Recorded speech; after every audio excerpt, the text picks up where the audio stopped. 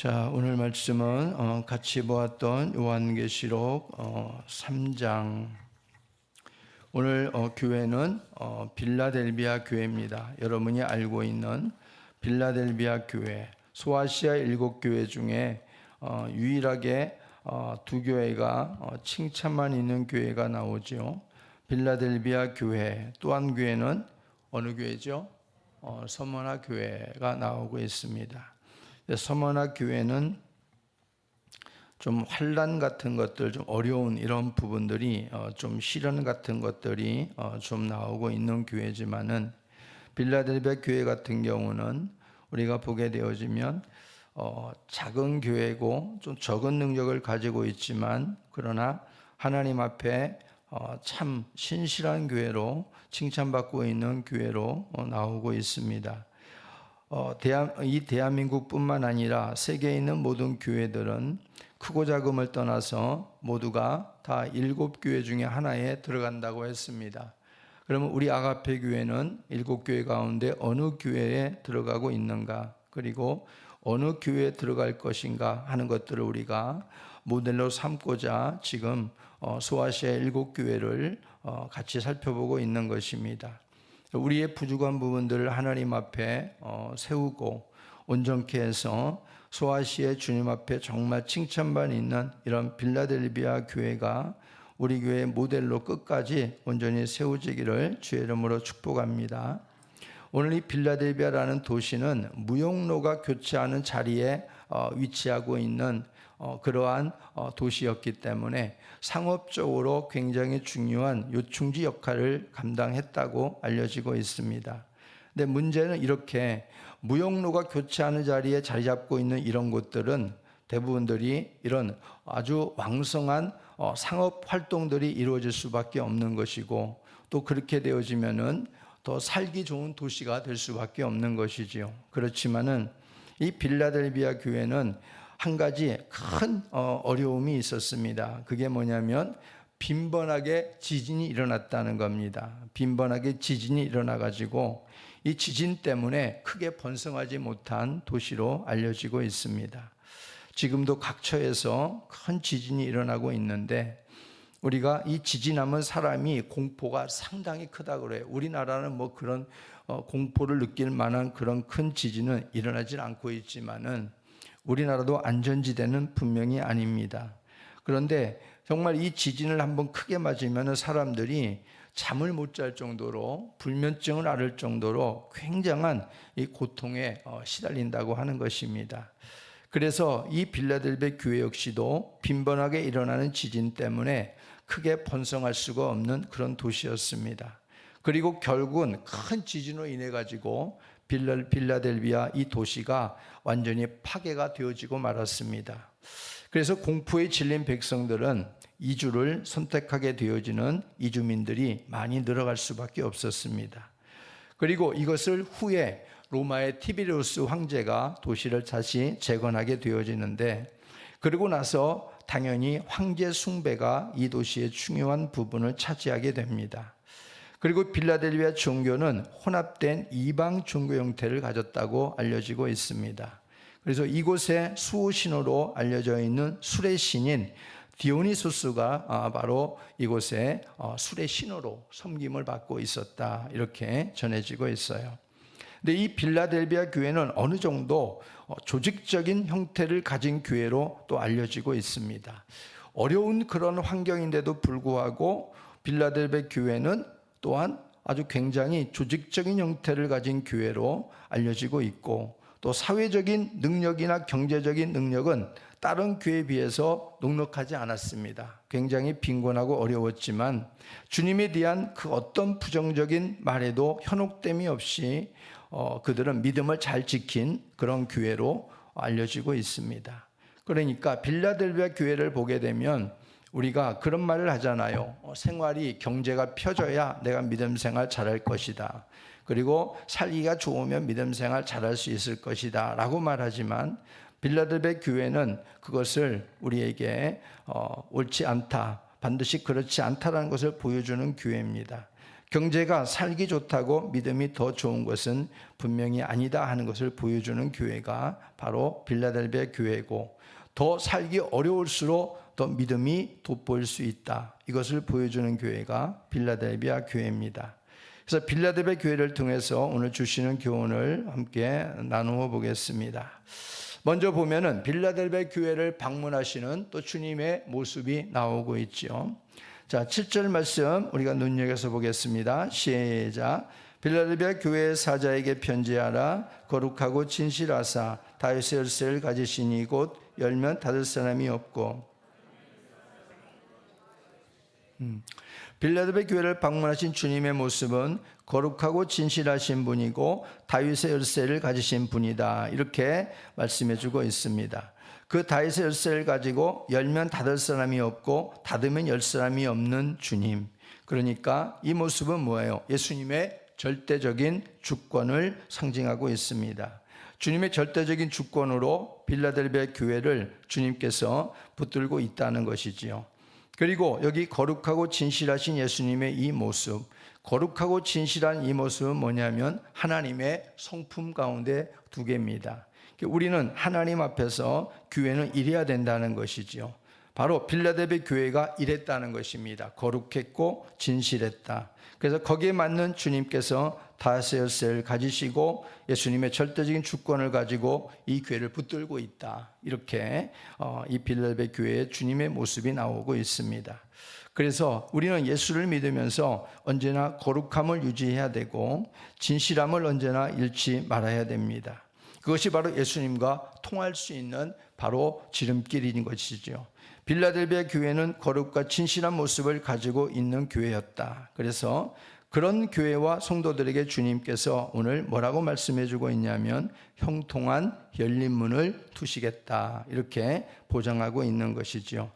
7절에서 다윗의 열쇠를 가지시니 라고 하는 것은 결국 예수님의 구원과 심판에 대한 절대적인 권세를 상징하고 있습니다. 여러분, 이사야서 22장 15절 말씀에 그때 히스기야가 왕으로 있을 때 히스기야의 그러한 통치하는 그 가운데에 히스기야가 사용을 했던, 히스기야가 기용을 했던 그러한 높은 관리직이 두 사람이 있었어요. 그 사람이 누구냐면은 셈나라는 사람이 나오고 엘리야김이라고 하는 사람이 나옵니다. 히스기야 당시에 이 두 인물을 중요한 높은 관직에 히스기야가 쓰게 되어지는데, 이 셈나는 불의한 청지기로 나오고 있습니다. 그리고 엘리야김은 의로운 종으로 나오고 있어요. 그래서 하나님은 이 엘리야김과 같은 사람에게 다윗의 열쇠를 주셔가지고 높여주시는 내용이 나오고 있습니다. 바로 이 빌라델비아 교회가 하나님 앞에 그렇게 신실한 교회라는 것을 의미하고 있는 것입니다. 주님이 빌라델비아 교회에게 이러한 신실성을 인정하시고 하나님 나라의 정권을 이 교회에 맡기신 것은 아주 큰 축복인 것이지요. 이 빌라델비아 교인들은 세상에서는 아무런 힘도 없어요. 그리고 백도 없습니다. 근데 그들에게는 하나님이 백이 되어 주시는 것이지요. 그리고 그들이 어렵고 힘들 때 기도하면 하늘문을 열어주시고 믿음으로 모든 삶들을 헤쳐갈 수 있는 은혜를 베풀어 주시는 교회였다라는 것을 우리가 생각해 볼 수 있습니다. 그리고 두 번째 생각할 것은 바로 빌라델비아 교회의 모습입니다. 빌라델비아 교회의 모습은 앞서 말씀드렸듯이 칭찬만 있는 거예요. 칭찬만. 책망이 없는 교회.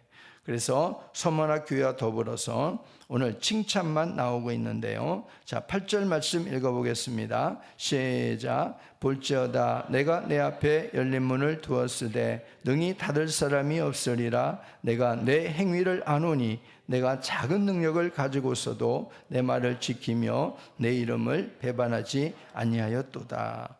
오늘 칭찬이 뭐예요? 칭찬이 빌라델비아 교회의 그들의 믿음을 배반하지 않다, 주의 이름을 배반하지 않았다라는 겁니다. 그래서 빌라델비아 교회는 그 규모와 영향력이 그렇게 크지 않았어요. 그럼에도 불구하고 예수님의 말씀을 신실하게 지켜내는 교회로 나오고 있습니다. 그리고 예수님의 이름을 배반하지 않았습니다. 여기 보면 바로 내 행위를 안다, 이렇게 주님이 말씀하시죠. 내가 작은 능력을 가지고서도 내 말을 지키고 내 이름을 배반하지 아니하였다. 이게 어떻게 보면 진짜 신앙인 것이지요.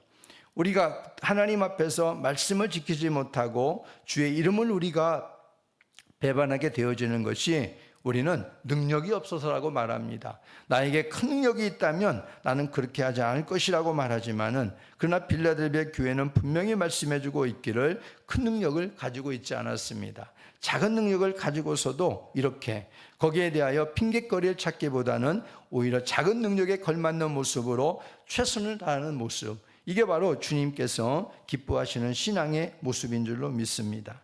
그래서 빌라델비아 교회는 교회 공동체 앞에 바로 아무도 닫을 수 없는 구원에 열려져 있는 문을 주님께서 주시겠다, 이렇게 말씀해 주고 있습니다. 우리가 구원, 여기 있는 열린 문이라는 것은 다른 문이 아니라 구원에 열려져 있는 구원의 문입니다. 이 문이라는 것은 우리가 닫혀져 있다는 얘기인 것은 뭘 의미할까요? 닫혀져 있다, 이것은 거부하는 걸 말하는 거죠. 우리가 문이 닫혀져 있다, 이건 거부를 말하는 것이고, 들어오지 마, 나는 내가 싫어, 너를 용납할 수 없어, 철저하게 이거는 거부를 말하는 겁니다. 근데 문이 열려 있다는 건 뭐예요? 이것은 내가 받아들인다, 들어와라 하는 것이 아니겠어요? 빌라델비아 교회는 바로 주님이 얼마든지 그들을 받아주시는 교회였다는 겁니다. 그리고 그만큼 바로 넉넉한 구원이 있는 교회가 빌라델비아 교회였다는 것입니다. 그러니까 외적으로는 조금 왜소해 보이고 뭐 능력도 별로 많지 않아 보이고 별볼일 없어 보이는 것 같은데, 바로 주님께서 보실 때는 이 교회말로 진짜 백이었다라고 주님께서 칭찬해 주고 있는 것입니다. 하나도 버릴 것이 없다. 우리가 식물도 보게 되면 어떤 식물은 그야말로 버릴 것이 하나도 없는 게 있잖아요. 음식도 그렇고, 우리가 뭐 동식물도 우리가 보게 되면 어떤 것들은 정말 하나도 버릴 게 없잖아요. 여러분, 소도 그렇다고 그러죠. 소 꼬리부터 소 머리까지 하나도 버릴 게 없다고 그러잖아요. 그러니까 이 빌라델비아 교회는 그야말로 크게 뭐 이렇게 위용을 드러내는 교회는 아니었다 하더라도 주님께서 볼 때에는 무엇 하나 버릴 것이 하나도 없는 그런 교회, 정말 알짜배기 교회, 주님께서 보실 때 그런 사랑스러운 교회가 빌라델비아 교회였다는 것입니다. 그러니까 우리가 하나님 앞에 살아가면서, 하나님, 내가 뭐가 부족해서 나는 못하겠어요, 나는 뭐 힘이 딸려서 못하겠어요, 나는 뭐 재능이 모자라서 못하겠어요, 이렇게 하지 말고 나에게 주신 것 가지고 그것 가지고 최선을 다하면 되는 겁니다. 그럼 그게 충성 달란트가 되는 것이고, 그게 재능 달란트가 되는 것이고, 그게 순종 달란트가 되는 거예요. 주님이 나에게 주신 것, 아무리 작은 것이라도 우리 모두에게는 누구나 주님을 섬길 수 있는 조그만 달란트를 다 주셨어요. 그 달란트 가지고 아유 이것밖에 안 돼요, 나 못하겠어요, 그러지 말고, 이거 주셨으니까 이것 가지고 내가 조금이라도 남겨야지, 그게 충성 달란트가 되는 거예요. 이것 가지고 즉시 하나님 앞에 순종하면 순종 달란트가 되는 것이고, 이것 가지고 내가 열심히 하나님 앞에 남기면 그것이 주님 앞에서 그게 인정받는 그러한 달란트가 될 줄로 믿습니다. 그러니까 환경이 어렵다고 믿음까지 흔들리면 어떻게 되겠어요? 그것은 소망이 애시당초 없었다라는 것이 증거가 되는 것이 아니겠습니까? 환경이 어렵고 우리가 모든 여건들이 어려워도 우리의 믿음이, 우리가 하나님 앞에 흔들림이 없이 견고하게 우리가 서 있다면은 그 소망이 진짜 소망을 가지고 있다라고 누구든지 그것을 그렇게 인정하게 될 것입니다. 빌라델비아 교회의 그런 행위의 모습들을 주님이 아신다고 했는데, 바로 빌라델비아 교회가 주님께서 바로 그런 부분들을 주님께서 인정하신다, 그런 말입니다. 그래서 작은 능력을 가지고서도 주의 말씀을 지켜내고 믿음을 지킨 그 행위, 그것이 주님께는 아름다운 행위였다, 이렇게 말씀해 주고 있습니다. 우리들이 생각하기를 꼭 큰 능력이 있어야 믿음을 지켜낼 수 있다고 우리가 생각하기가 쉽잖아요. 그리고 우리가 삶이 좀 펴지고 해야 주님을 더 잘 섬길 수 있다라고 생각하잖아요. 그런데 그게 아니다, 이런 말이죠. 어려운 환경이 주를 더 붙들게 만들고 적은 능력 가운데서 최선을 다하면 그 속에서도 하나님이 빛이 드러나게 하신다라는 것을 빌라델비아 교회는 잘 보여주고 있습니다. 그래서 겨자씨 하나일 만한 신실한 믿음만 있으면 되는 거죠. 겨자씨 하나일 만한 신실한 믿음만 있으면 되는 겁니다. 누가복음 17장 6절 말씀 한번 보겠습니다. 시작. 주께서 이르시되 너에게 겨자씨 하나일 만한 믿음이 있었더라면 이 뽕나무더러 뿌리가 뽑혀 바다에 심기어라 하였을 것이요 그것이 너희에게 무슨 말이에요? 우리에게 아주 자그마한 부분, 겨자씨가 얼마나 작아요? 깨알보다도 아마 작을지 모르겠네요. 굉장히 작잖아요. 이 작은 겨자씨 하나일 만한 이 믿음이 얼마나 작은 믿음이냐 이런 말이죠. 그런데 이 겨자씨 하나일 만한 작은 믿음이 이게 정말 살아있는 작은 믿음이라고 하면은 이 작은 살아있는 이 믿음이 결국에는 하나님 앞에 큰 역사를 일으키는 바로 동력이 될 것이라는 겁니다. 빌라델비아 교회가 주님 앞에 돋보였던 이유는 이 작은 능력으로도 언제나 최선을 다하는 믿음을 지켰기 때문입니다. 우리 신앙인들에게 주님께서 충성스럽게 보는 부분이 어떤 부분일까요? 바로 이 부분이 아닐까 싶습니다. 최선을 다하는 거예요. 최선을 다하는 거예요. 나에게 주어져 있는 것이 아무리 작아도 이것을 하나님께서 나에게 주신 것이라고 생각하고 하나님 앞에 최선을 다하는 거예요. 최선을. 그것을 바로 하나님께서는 가장 기뻐하신다 하시는 겁니다. 어떤 이는 그런 말을 했다고 그러잖아요. 하나님 앞에 내가 이 몸이 다 녹이 쓸어갖고 없어지기보다는 다 닳아져서 없어지기를 원한다. 이런 또 고백을 남겼던 분도 계십니다. 그러니까 우리가 어차피 하나님 앞에 갈 거라면 세상에 썩어질 육체라고 그러면 우리가 녹이 슬어서 우리가 그렇게 없어지는 것보다는 하나님께 쓰임받다가 최선을 다해서 사용되다가 다 갈아 없어져서 하나님께 드리고 가면은 얼마나 좋겠는가. 그게 가장 복된 삶이 아니겠습니까? 그러므로 우리들은 어떤 상황에서도 핑곗거리를 찾지 말고 최선을 다해서 주님 앞에 믿음의 행위를 보여드리면 되는 것인 줄로 믿습니다. 이것이 중요합니다. 무엇보다도 빌라델비아 교회와 성도들은 가난한 교회였어요. 환경도 어려웠고요. 도시의 사방에 지진의 여파가 남아 있었습니다. 기록에 의하면은 잠잘 때 그 벽에 뭔가가 붙어져 있는 것들이 막 툭툭 떨어지더라는 거예요. 지진의 여파로 아직 안 떨어진 것들이 덜렁덜렁거리며 있다가 툭툭 떨어지는 거 한번 잠자다가. 그러니까 잠자다가 겨우겨우 해가지고 불안 중에 잠이 들었는데 툭 떨어지니까 또 번쩍 깨고 또 잠들만 하면 또 툭 떨어지니까 또 잠 깨고 이런 게 바로 빌라델비아 교회 성도들의 모습이었다고 그렇게 알려지고 있어요. 지진의 여파가 계속 남아 있었다는 것이지요. 그러니까 이게 얼마나 불안해요. 제대로 다리 뻗고 잠을 잘 수 있겠습니까?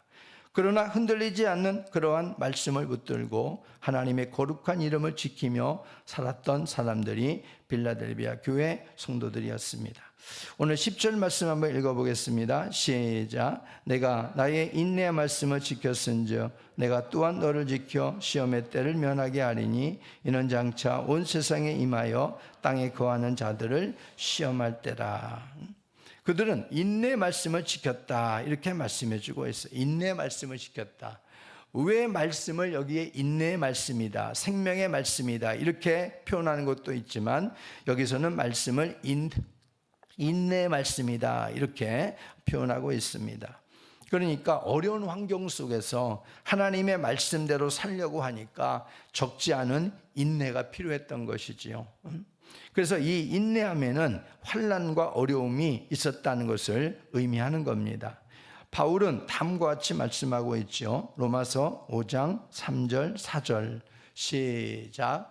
다만 이뿐 아니라 우리가 환난 중에도 즐거워하나니 환난은 인내를, 인내는 연단을, 연단은 소망을 이루는 줄 알미로다 그랬습니다.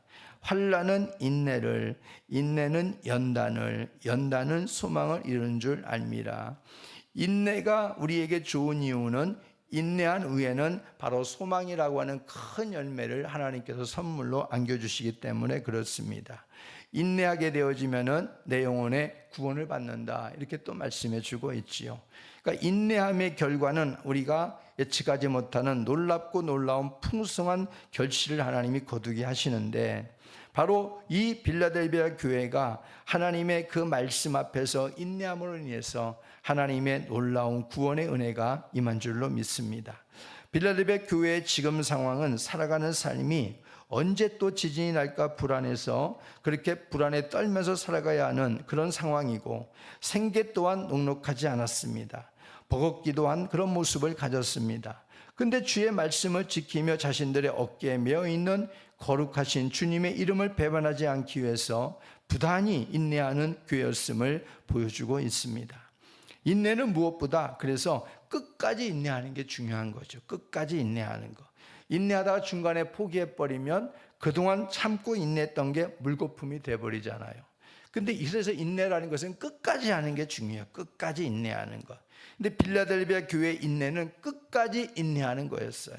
끝까지 인내하는 것. 그 결과 주의 이름을 배반하지 않게 된 것입니다. 만약에 인내하는 정도가 어느 정도까지만, 내가 참을 수 있을 때까지만 인내했다고 그러면은 주의 이름을 종국에 가서는 배반했을 거예요. 그런데 이 빌라델비아 교회의 인내는 내가 인내하는 한계치를 넘어선 겁니다. 주님의 은혜를 구하고 말씀 안에서 이들은 인내했기 때문에 내 개인의 인내치 한계를 넘어선 거예요. 그러니까 그 결과 주의 이름을 배신하지 않게 되어지는 끝까지 인내하는 모습으로 열매를 맺을 수 있었던 것입니다. 성령의 9가지 열매 중에 어떤 열매가 있어요? 오래 참음이라는 우리가 열매가 있지요. 그래서 우리가 이 오래 참음의 열매, 이것은 참으로 중요해요. 인내가 너에게 필요함은 너희로 온전하고 구비하여 조금도 부족함이 없게 하려 함이라 그랬습니다. 우리가 인내를 통해서 우리를 더 온전하게 하고 조금도 부족함이 없게 하시는 하나님의 은혜가 있다는 것을 꼭 알고, 오늘 빌라델비아 교회처럼 말씀 앞에 꼭 인내하는 우리의 삶이 되기를 주의 이름으로 축복합니다. 말씀 붙들고 인내하는 것은 반드시 좋은 결과를 거두게 하셔요, 하나님이.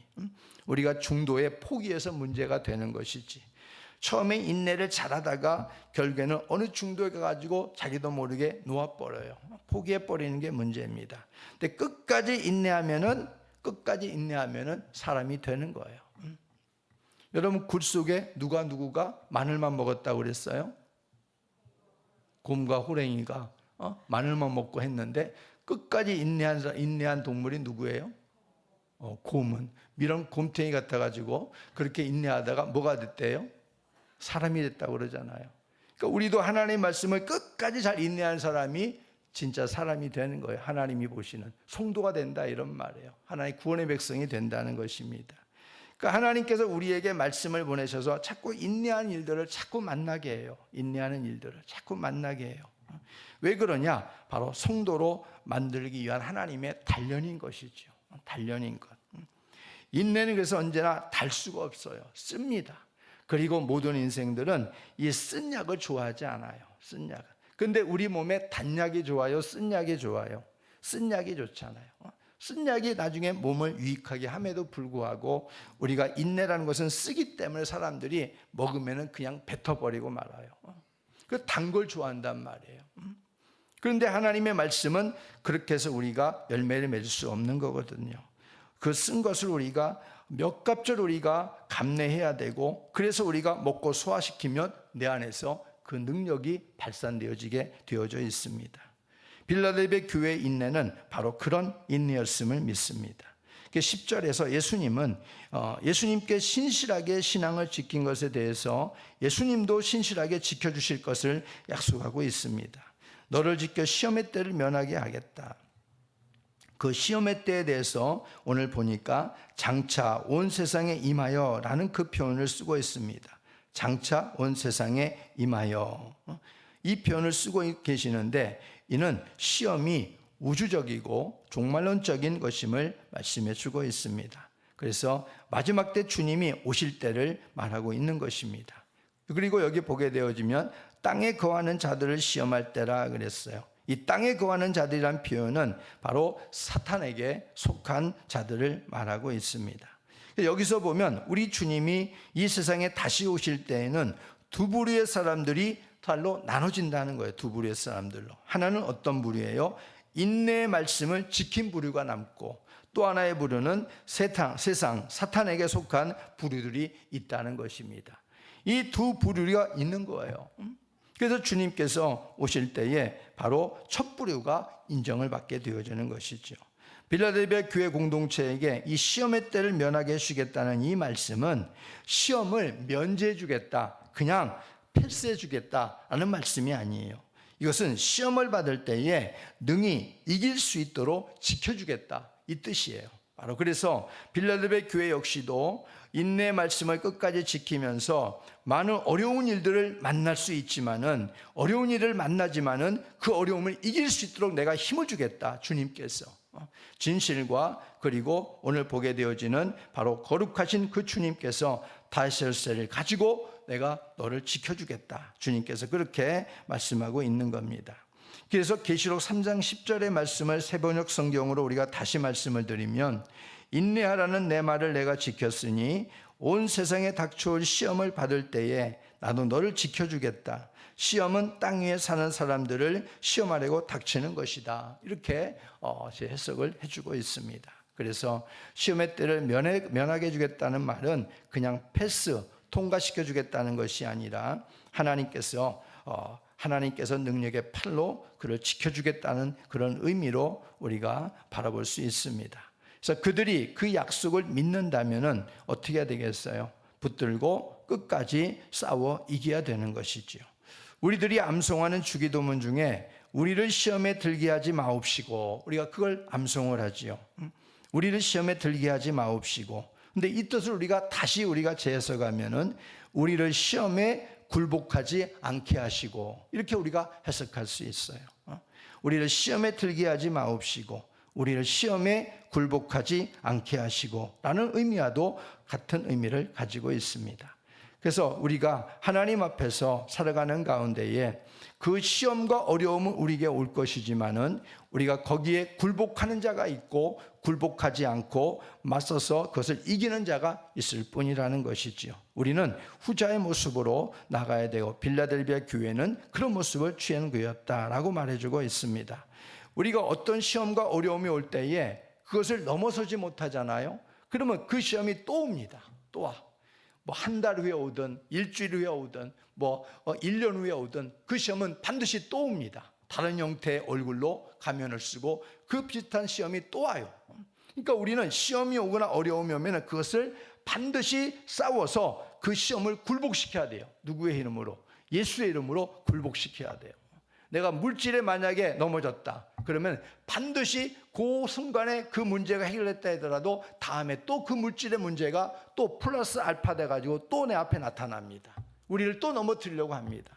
우린 넘어서야 돼요. 근데 넘어서게 되잖아요. 그러면 그런 유형의 모습들은 이제는 사라지고 다른 형태로 하나님께서 또 원수마귀는 다른 형태로 또 우리를 공격해 오는 것을 볼 수가 있어요. 중요한 것은 어떤 형태로도 우리에게 시험을 들게 만드는 일들을 우리는 예수의 이름으로 굴복시키는, 그리고 당당히 맞서 싸우는, 이겨내는 그런 신앙이 되어야 될 줄로 믿습니다. 그리고 이 열린 문을 두었다고 그랬잖아요. 빌라델비아 교회에. 이 열린 문이라는 것은 우리가 하나님께서 받아주시겠다는 그 넉넉한 구원을 의미하기도 있지만은 문제는 뭐냐면 항상 열려 있느냐 이런 말이에요. 항상 열려 있느냐. 대문은 낮에는 열려 있지만 밤에는 닫혀버리잖아요. 열린 문은 언젠가는 닫힐 때가 옴을 알고 살아야 됨을 우리에게 암시하고 있습니다. 문이 열려졌으니까 아무 때나 구원받으면 되지. 내가 나중에 사업에 성공하고 나서 좀 생활이 좀 제대로 펴진 다음에 내가 예수 믿을게요. 좀 건강이 좀 회복되고 난 다음에 내가 예수 믿을게요. 좀 더 내 자녀들이 좀 더 좀 키우고 자녀들을 좀 더 성장시키고 난 다음에 그때 좀 내가 예수 믿을게요. 지금 눈코 뜰 새가 없네요. 그것은 맞지 않다 이런 말이죠. 그 시점을 우리가 정하는 것은 우리가 아니에요. 하나님께서는 그저 열어놓으신 것뿐입니다. 근데 하나님의 주권에 따라서 열린 문도 어떻게 한다고요? 닫은 거예요. 하나님이 닫으면은 그때는 끝나는 거예요. 하나님이 닫으시면. 노아의 방주가 그러지 않았습니까? 하나님 명령하신 짐승들 그리고 노아의 8가족이 들어가고 나니까 방주의 문이 닫혀져 버렸어요. 세상의 사람들이 밖에서 살고 있는 사람들이 없었을까요? 많이 있었잖아요. 방주문이 닫혀져 버리는 순간 끝나는 거예요. 이제는 들어가려고 해도 들어갈 수가 없는 거예요. 그게 바로 열린 문이라는 겁니다. 방주문이 열려 있을 때 그 구원받은 사람은 겨우 몇 명이었다? 8명 뿐이었다. 성경은 말해주고 있잖아요.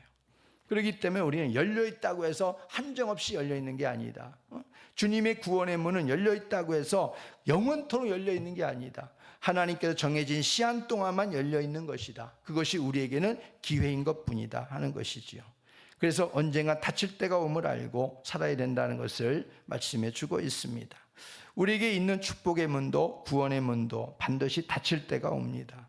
그렇다면 열려있을 때 우리는 악착같이 들어가도록 하나님의 은혜의 도장을 찍을 수 있도록 우리가 기회를 놓치지 않도록 힘써야 될 줄로 믿습니다. 가장 중요한 게 뭐예요? 구원의 문에 내가 들어가는 거 아니겠어요? 그게 가장 중요한 거예요. 세상에 아무리 중요한 것이 많다고 하더라도 우리가 가장 우선적이고 중요한 게 뭐예요? 내가 주님의 구원을 확실하게 받는 그런 인생이 되는 게 가장 중요하지 않겠습니까? 그 열린 문 속에서 우리가 또한 나에게 맡겨진 사명을 감당하는 일이 또한 중요할 것입니다. 오늘 보니까 이 빌라델비아 교회는 책망과 경고가 없습니다. 그리고 빌라델비아 교회는 위로와 권고가 나오고 있습니다. 우리가 9절 읽어보겠습니다. 시작. 보라, 사탄의 회당 곧 자칭 유대인이라 하나 그렇지 아니하고 거짓말하는 자들 중에서 며칠 내게 주어 그들로 와서 내 발 앞에 절하게 하고 내가 너를 사랑하는 줄을 알게 하리라. 9절 말씀은 악인에 대한 심판으로 성도들에 대한 위로와 보상의 의미를 가지고 있습니다. 여기 사탄의 회당, 자칭 유대인이라 하지만 이들의 그룹은 유대인들이 아니라 사탄에 속한 자들을 말하고 있습니다. 이들은 거짓을 일삼고 교회를 무너뜨리는 자들을 말하고 있는 것이죠. 그래서 빌라델비아 교회의 머리가 되신 주님께서 거룩하시고 신실하시며 진실하시며 다윗의 열쇠를 가지신 주님께서 이들을 교회 앞에 무릎을 꿇도록 하시겠다 이렇게 말씀해 주고 있습니다. 초반에 말씀드렸듯이 다윗의 열쇠를 가졌다는 얘기는 빌라델비아 교회의 모든 것들을 주님께서 주권을 행사하고 계시다 이런 말이지요. 그래서 바로 거기에 대해서 빌라델비아 교회에 도전하는 이들에 대해서는 주님께서 주님의 그 주권을 가지고 이들을 교회 앞에 무릎을 꿇리겠다. 주님께서 그렇게 말씀하고 있습니다. 그러니까 얼마나 빌라델비아 교회가 주의 마음에 들었으면 이렇게 주님께서 하시겠느냐 이런 말이에요. 이런 교회야 이런 개인은 정말로 복이 있는 줄로 믿습니다. 언제나 하나님이 내 편인 거예요. 하나님이 언제나 어디를 가나 나의 편에 서서 싸워주시는 거예요. 교회 편에 서서 싸워주시는 거예요. 무엇이 두렵겠습니까? 우리가 하나님 앞에 진실하고 거룩하게 살기만 우리는 힘쓰면 되고 주의 말씀을 인내하면서 말씀 따라 살아가면 그것이 우리의 전부인 거죠. 그런 주님이 우리의 삶의 모든 부분들을 책임져 주시고 싸워주시는 거예요. 그러니 얼마나 복되고 얼마나 든든하고 얼마나 당당합니까? 그래서 빌라델비아 교회는 바로 그런 교회고 성도였음을 우리에게 보여주고 있는 것입니다. 이들을 교회 앞에 무릎을 꿇도록 하시겠다. 빌립보서 2장 10절 말씀 볼까요? 시작. 빌립보서 2장 10절 말씀. 없어요? 예, 제가 읽어드릴게요. 하늘에 있는 자들과 땅에 있는 자들과 땅 아래에 있는 자들로 모든 무릎을 예수의 이름에 꿇게 하시고 이 말을 하고 있어요. 그러니까 이건 예수님께서 사람의 몸을 입으시고 이 땅에 오셔서 주님께서는 우리의 대속을 위해서 십자가에 달려 죽으시고 난 지 3일 만에 다시 부활하신 그 주님 앞에 바로 하나님께서는 땅에 있는 자들과 땅 아래에 있는 자들 모든 자들로 그 이름 앞에 그 무릎을 꿇게 하셨다 이렇게 말씀해 주고 있습니다.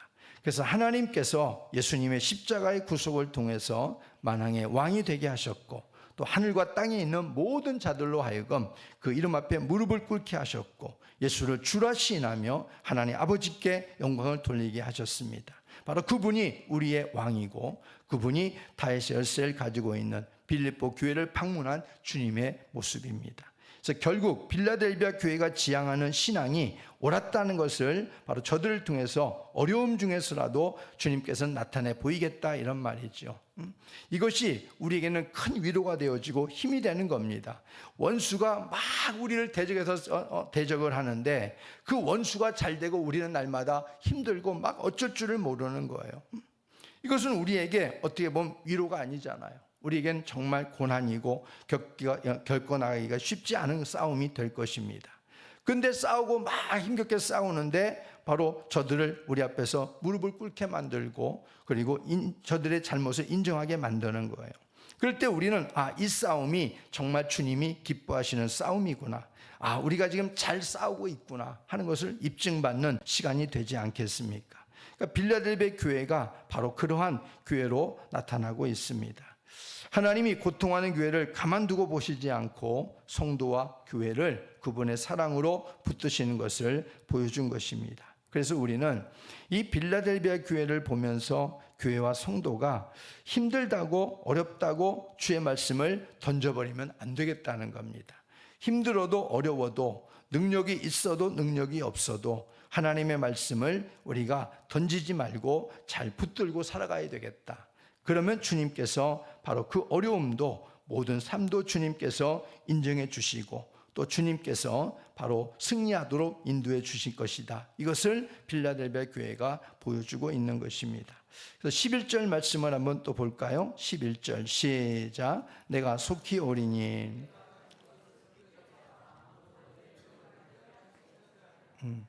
11절의 공고는 뭐예요? 가진 것을 굳게 잡으라, 이렇게 말해주고 있어요. 가진 것을 굳게 잡으라. 여기 11절은 잘하는 사람에게 더 잘하라 공고하고 있는 거예요. 너 지금 잘하고 있어. 그런데 더 잘했으면 좋겠다. 이게 뭐냐면 가진 것을 굳게 잡으라, 이 말이에요. 그러니까 열심히 잘하고 있는데 그래 정말 잘하고 있어. 그러니까 좀만 더 열심을 내, 좀만 더 힘을 내.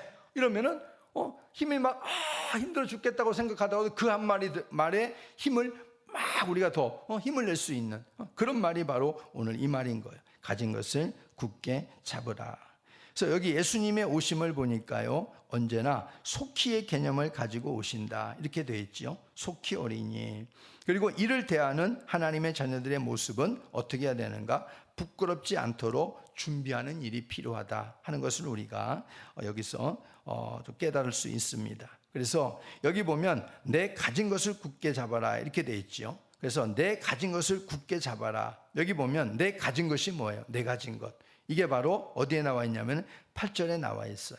다시 한번 읽어볼까요? 시작. 볼지어다 내가 내 앞에 열린 문을 두었으되 능히 닫을 사람이 없으리라. 내가 내 행위를 아노니 내가 아멘. 뭘 가졌다고요? 작은 능력을 가지고서도 그랬어요. 그러니까 이 가진 것은 뭐냐면은 바로 작은 능력을 말하는 거예요. 작은 능력. 근데 그 작은 능력이 어떤 능력이에요?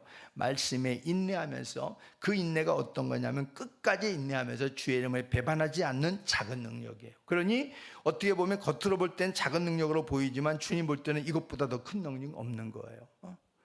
작은 능력으로 보이지만은 절대 믿음에 배신할 일이 없는 거예요. 주의 말씀에 끝까지 인내하는 거예요. 이름에 목숨을 거는 거예요. 주의 이름에 목숨을 거는 거예요. 이게 빌라델비아 교회의 작은 능력이었다, 이렇게 말씀해 주고 있고, 내 가진 것이다, 이렇게 말씀해 주고 있어요. 그래서 이것은 어떻게 보면은 바로 빌라델비아 교회가 주님께 보여주는 예수님에 대한 신실하고 거룩한 태도다, 이렇게 우리는 또 말할 수 있는 것이죠. 굳게 잡고 내 면류관을 빼앗지 못하게 하라. 이것은 우리들의 구원과 확신을 흔들지 못하게 하라, 이런 말이에요. 우리가 예수의 이름으로 구원받은 사람들도요, 어려운 자리에 있게 되어지면 그 구원관이 약해갖고 흔들린 경우가 있어요. 어려움이 오고 시험이 오게 되어지면 정말 하나님이 나와 함께 하시는가? 내 기도를 들으시는가? 정말 내가 하나님 앞에 구원받은 자녀가 맞는가? 하면서 막 송두리째 뿌리까지 막 흔들리는 사람들이 있어요. 근데 우리가 그렇게 흔들리지 않아야 된다는 것이죠. 빌라델비아 교회에게 말씀하시는 것은 굳게 잡아라, 굳게 잡아라. 내 면류관을 빼앗지 못하게 하라. 이것은 우리의 구원과 확신을 어떤 가운데 우리가 던져졌어도 흔들지 못하게 하라. 흔들지 못하게 하라. 여러분 성경에 보게 되어지면 다니엘과 사드락과 메삭과 아벳느고, 특별히 사드락과 메삭과 아벳느고가 어디에 던져졌어요? 풀무풀 속에 던져지잖아요.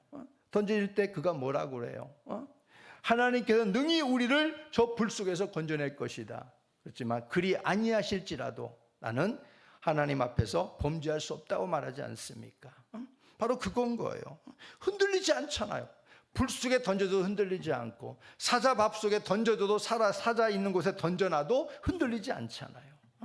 이게 바로 뭐냐면 우리의 구원의 확신함을 가지고 있는 사람의 모습인 것이지요. 빌라델비아 교회가 가진 적은 능력을 바로 주님께서는 이렇게 표현하고 있지 않나 하는 것입니다.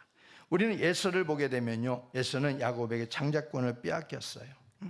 하찮게 여긴 것이지요. 르우벤은 유다에게 장자권을 빼앗겼어요. 사울은 다윗에게 왕위를 빼앗겼습니다.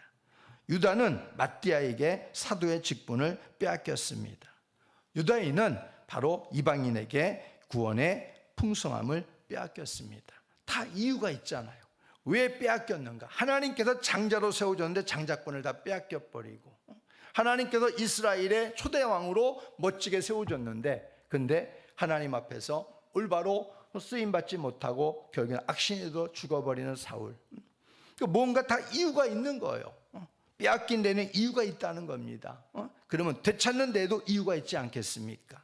빌라델비아 교회가 그렇게 빼앗기지 않고 지킬 수 있었다는 것은 그만한 이유를 지금 말해주고 있는 거예요. 계속해서 이만한 이유가 있었다, 이만한 이유가 있었다, 빌라델비아 교회는 이만한 이유가 있었다, 그걸 너희들이 본받아라 라고 말해주고 있는 것입니다. 우리들도 주님이 주신 구원의 소망과 믿음이 흔들리지 않도록 굳건하게 붙들고 내 가진 것을 굳게 잡고 살아가는 삶이 되기를 주의 이름으로 축복합니다. 저와 여러분이 가진 것이 무엇입니까? 라고 주님께서 우리에게 물으신다면 우리는 분명하게 말할 수 있는 것이 있어야 된다는 겁니다. 적은 힘을 가진 공동체라고 하더라도 원수마귀가 없이 여기지 못하는 것은 바로 그 적은 힘 속에 주의 이름을 배반치 않는 그 힘이 들어가 있는 겁니다. 원수마귀가 그걸 어떻게 건들겠어요?